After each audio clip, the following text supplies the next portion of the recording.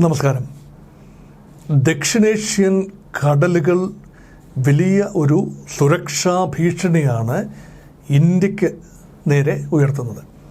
പ്രത്യേകിച്ചും India മഹാസമുദ്രത്തിലെ Chinese നാവിക സാന്നിധ്യം അടിക്കടി വർദ്ധിച്ചു വരുന്നു. അതിനൊരു തന്ത്രപ്രധാനമായ മേഖലയായി ശ്രീലങ്ക മാറിയിരിക്കുന്നു.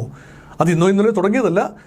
വളരെ കാലമായി ശ്രീലങ്കയും ചൈനയും തമ്മിൽ സൗഹൃദം മാറിയും മറിഞ്ഞും ഇങ്ങനെ തുടരുകയാണ്. ഇപ്പോഴിതാ ശ്രീലങ്കയുടെ പ്രധാനമന്ത്രിയുടെ സന്ദർശനമുണ്ടായിരിക്കുന്നു ചൈനയിൽ. അപ്പോൾ ശ്രീലങ്കൻ നേതാവ് ചൈനയിൽ സന്ദർശനം നടത്തുന്നത് പതിവില്ലാത്ത കാര്യമല്ല. പക്ഷേ ഈ സന്ദർശനത്തിൻ്റെ പ്രത്യേകത എന്ന് പറയുന്നത് അദ്ദേഹം അനുരകുമാര ദിസനായിക സ്ഥാനമേറ്റെടുത്തതിന് ശേഷം ആദ്യം എത്തുന്നത് പതിവ് പോലെ ഇന്ത്യയിലേക്കാണ്. കാരണം ശ്രീലങ്കയിൽ ഭരണത്തിൽ വരുന്ന ആരാണെങ്കിലും ശരി, ആദ്യത്തെ വിദേശ സന്ദർശനം പൊതുവെ ഭാരതത്തിലേക്കാണ്. അതുപോലെ തന്നെയാണ് നേപ്പാൾ, ഭൂട്ടാൻ, ശ്രീലങ്ക, മാലദ്വീപ്, ബംഗ്ലാദേശ് എന്നീ രാജ്യങ്ങളിലൊക്കെ ഭരണാധികാരികൾ സ്ഥാനമേറ്റാൽ ചെയ്യുന്നത് ഒരു സൗഹൃദ വേദി എന്ന നിലയിൽ ന്യൂഡൽഹി സന്ദർശനമാണ് പതിവ്. പക്ഷേ ആ പതിവ് ശ്രീലങ്ക തെറ്റിച്ചില്ല. പക്ഷേ അദ്ദേഹം അതിനുശേഷം പോയത് ചൈനയിലേക്കാണ്. ഈ കഴിഞ്ഞ ദിവസം അദ്ദേഹം ബെയ്ജിങ്ങിൽ ഷീ ജിൻപിങ്ങുമായി ചർച്ചകൾ നടത്തുകയും ചില നിർണായക കാര്യങ്ങളിൽ തീരുമാനമെടുക്കുകയും ചെയ്തു. അവിടെ ഷീ ജിൻപിങ് ശ്രീലങ്കയെ ചൈനയുടെ ദക്ഷിണേഷ്യയിലെ ഏറ്റവും വലിയ ഫോറിൻ പോളിസി ഡെസ്റ്റിനേഷനായി, നയതന്ത്ര രംഗത്തെ ഏറ്റവും വലിയ ചങ്ങാതി രാജ്യമായി അങ്ങ് പ്രഖ്യാപിച്ചു. ശ്രീലങ്കയ്ക്ക് സന്തോഷമുണ്ടാക്കുന്ന കാര്യമാണ്. പക്ഷേ ഓർക്കുക, ഏറ്റവും ബുദ്ധിമുട്ടുണ്ടായിരുന്നൊരു കാലഘട്ടത്തിൽ സാമ്പത്തിക പ്രതിസന്ധി ഉണ്ടാകാൻ തന്നെയുള്ള കാരണം ചൈനയുടെ കടം കൊടുക്കൽ പോളിസിയാണ്. ഡെറ്റ് ട്രാപ്പ് ഡിപ്ലോമസി എന്ന് വേണമെങ്കിൽ പറയാം. കടക്കെണി നയതന്ത്രം. വളരെ വലിയ തോതിൽ അടിസ്ഥാന സൗകര്യ വികസനത്തിനായി രാജ്യങ്ങൾ കടം കൊടുക്കുക. പാകിസ്ഥാന് കടം കൊടുത്തു. കടം കയറി മുടിഞ്ഞ് പാകിസ്ഥാൻ പാപ്പരായത് നമ്മൾ കണ്ടതാണ്. അവിടെ ഭരണമാറ്റവും ഉണ്ടായി. ഇമ്രാൻഖാൻ പുറത്തായി. പുതിയ ഷഹബാസ് ഷെറീഫ് പ്രധാനമന്ത്രി പദത്തിലെത്തി. ബംഗ്ലാദേശിൽ ഇതുപോലെ തന്നെ വലിയ തോതിലുള്ള ബുദ്ധിമുട്ടുകളാണ് ബംഗ്ലാദേശിലുണ്ടായത്. കടക്കണി മാത്രമല്ല, അവിടെ ഉണ്ടായ രാഷ്ട്രീയ അസ്ഥിരത, അവിടെയും ഭരണമാറ്റമുണ്ടായി. അപ്പം ദക്ഷിണേഷ്യയിൽ ആകമാനം ഭരണമാറ്റം, മാലദ്വീപിൽ ഉൾപ്പെടെ ഭരണമാറ്റം ഉണ്ടായ കാലമാണ് കഴിഞ്ഞ 1-2 വർഷങ്ങൾ. അവിടെ എല്ലാം തന്നെ ചൈന കൂടുതൽ സ്വാധീനം ഉറപ്പിക്കുന്ന ഒരു കാഴ്ച. പ്രത്യേകിച്ചും ഞാൻ ഫോക്കസ് ചെയ്യുന്നത് ശ്രീലങ്ക ആയതുകൊണ്ട് ഈ അനുരകുമാര ദിസനായികയുടെ ചൈന സന്ദർശനം ഉയർത്തുന്ന വെല്ലുവിളി അത് ചില്ലറയല്ല.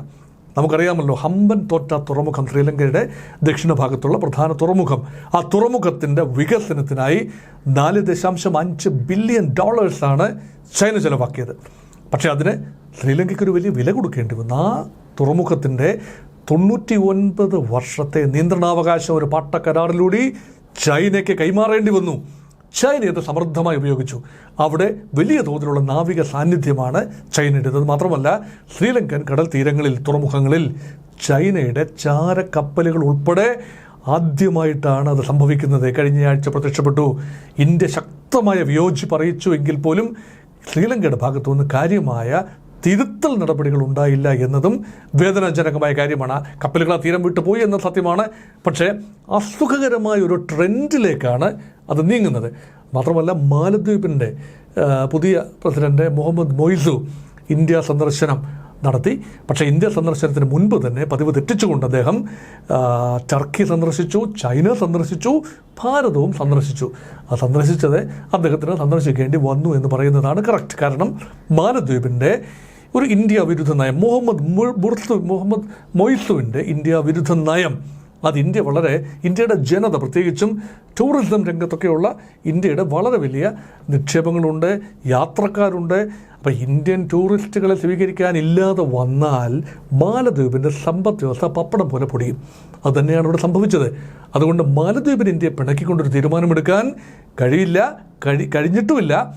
അത് ഇന്ത്യയുമായി എല്ലാം മറുത്തു പുറത്തു എന്ന് പറഞ്ഞുകൊണ്ടെല്ലാം ശരിയാക്കി എടുത്തു. പക്ഷേ ശ്രീലങ്ക ഇപ്പോഴും ചെറിയ തോതിൽ അലോസരത്തിലാണ്. പ്രധാന കാരണം ഒരുപക്ഷെ ഒരു ഇടത്ത് ചായ്വുള്ളൊരു ഭരണകൂടമാണ് അനുരകുമാര ദിസനായികയുടെ ഭരണകൂടം. അദ്ദേഹത്തിൻ്റെ പാർട്ടിക്ക് കേവലം 3 MP മാത്രമാണ് പാർലമെൻറ്റിൽ ഉണ്ടായിരുന്നത്. ഇപ്പോൾ അദ്ദേഹത്തിൻ്റെ പാർട്ടിക്ക് ഭൂരിപക്ഷം ലഭിച്ചു. അദ്ദേഹത്തിന് പ്രസിഡന്റ് പദത്തിൽ അദ്ദേഹത്തിന് ഇരിക്കാൻ സാധിക്കുകയും ചെയ്യുന്നു. അദ്ദേഹത്തിന് മുന്നോട്ട് പോകണമെങ്കിൽ യഥാർത്ഥത്തിൽ ഇന്ത്യയുടെ പിന്തുണയും ആവശ്യമാണ്. ഏറ്റവും വലിയ ബുദ്ധിമുട്ടുണ്ടായ ഘട്ടത്തിലൊക്കെ ബെയിൽ ഔട്ട് പാക്കേജിലൂടെ ശ്രീലങ്കയെ സഹായിച്ച് നിർത്തിയത് ഇന്ത്യയാണ്. അതുമാത്രമല്ല, ഇന്ത്യൻ വംശജരായ അല്ലെങ്കിൽ തമിഴ് വംശജരായ ആളുകൾ ശ്രീലങ്കയിൽ ഒരു എത്തനിക് കമ്മ്യൂണിറ്റിയാണ്. അവരെ ഉൾപ്പെടെ നിയന്ത്രിച്ച് നിർത്തുന്നതിന് ചരിത്രപരമായി ഇന്ത്യയുടെ സഹായവും സഹകരണവും ആവശ്യമായി വന്നു. ഇപ്പം ഇണങ്ങിയും പിണങ്ങിയും ഇപ്പം രാജീവ് ഗാന്ധിയുടെ സമയത്ത് ഇന്ത്യൻ പീസ് കീപ്പിംഗ് ഫോഴ്സ് ശ്രീലങ്കയിലെത്തിയതും അതേ തുടർന്നുണ്ടായ ചെറിയ തോതിലുള്ള അലോസരങ്ങളും എല്ലാം തന്നെ ചരിത്രത്തിൻ്റെ ഭാഗമായി കഴിഞ്ഞു. എന്നിരുന്നാലും തർക്കങ്ങളെല്ലാം നീക്കി മുന്നോട്ട് പോകുന്ന ഒരവസരത്തിലാണ് ഭരണമാറ്റമുണ്ടായത്. അപ്പോൾ ഇന്ത്യയെ സംബന്ധിച്ചിടത്തോളം ബംഗ്ലാദേശിൽ ഇപ്പോൾ വന്ന ഭരണമാറ്റം, ശ്രീലങ്കയിലെ ഭരണമാറ്റം, മാലദ്വീപിലെ ഭരണമാറ്റം ഇതൊന്നും അത്ര ശുഭസൂചനകളല്ല നൽകുന്നത്. പക്ഷേ ഇന്ത്യയുടെ നാവിക സാന്നിധ്യം ദക്ഷിണ സമുദ്രങ്ങളിൽ കൂടുതൽ പ്രകടമായി വരുന്നു എന്നതും ശ്രദ്ധേയമായ കാര്യമാണ്. കഴിഞ്ഞ ദിവസം ഏതാനും കപ്പലുകൾ പുതിയതായി നീറ്റിലിറക്കിയതും ഇന്ത്യയുടെ നാവികസേനയുടെ കരുത്ത് കൂട്ടിയിട്ടുണ്ട്.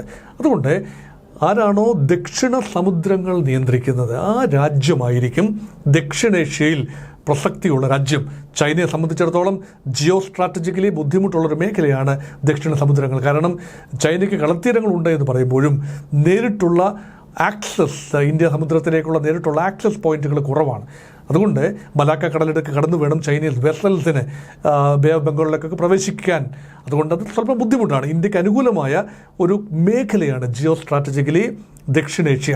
അപ്പോൾ അവിടെ സ്ട്രിംഗ് ഓഫ് പേൾസ് പോളിസിയിലൂടെ ചൈന ഇന്ത്യയെ വരിഞ്ഞു മുറുക്കുന്ന, കാരണം തുറമുഖങ്ങൾ, ഹമ്പൻതോട്ട തുറമുഖം ശ്രീലങ്കയ്ക്ക് പുറമെ ബംഗ്ലാദേശിലെ ചിറ്റഗോങ് തുറമുഖവും അതുപോലെ മാലദ്വീപിലെ തുറമുഖങ്ങളും പാകിസ്ഥാനിലെ ഗദ്ദാർ തുറമുഖവും എല്ലാം വികസിപ്പിക്കുന്നതിന് വേണ്ടി വലിയ തോതിലാണ് ചൈന പണം നിക്ഷേപിച്ചത്. പക്ഷേ അതിന് മുതലും പലിശയും സഹിതം ചൈന തിരിച്ചു പിടിക്കുന്നു. അങ്ങനെയാണല്ലോ അത് കടക്കണിയിൽ, ഈ രാജ്യങ്ങൾ കടക്കണിയിലായതും ഡെറ്റ് ട്രാപ്പ് ഡിപ്ലോമസിയുടെ ഒരു അഗ്ലി ഫേസ് പുറത്തായതും.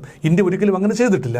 അയൽ രാജ്യങ്ങളെ കച്ചിക്കറി കണക്ക് പറഞ്ഞുകൊണ്ട് നമ്മൾ അയൽ രാജ്യങ്ങളെ സാമ്പത്തികമായി ബുദ്ധിമുട്ടിക്കുന്ന ഒരു നയം ഇന്ത്യ രൂപീകരിച്ചിട്ടില്ല. പക്ഷേ ചൈനയുടെ നയം അയൽ രാജ്യങ്ങൾക്ക് ബുദ്ധിമുട്ടുണ്ടാക്കുന്നുവെങ്കിലും വീണ്ടും ഈയാംപാറ്റകൾ വെളിച്ചത്തോടടുത്ത് നിന്നുകൊണ്ട് ചിറകറ്റ് മരിക്കുന്നത് പോലെ എന്തിന് നമ്മുടെ അയൽ രാജ്യങ്ങൾ ചൈനയുമായിട്ട് ഗാൽവനൈസ് ചെയ്യുന്നു എന്നത് ഒരു പ്രഹേളികയായി തുടരുന്നു. ഇന്ത്യ ജാഗ്രത പുലർത്തേണ്ട നിമിഷങ്ങളാണ്.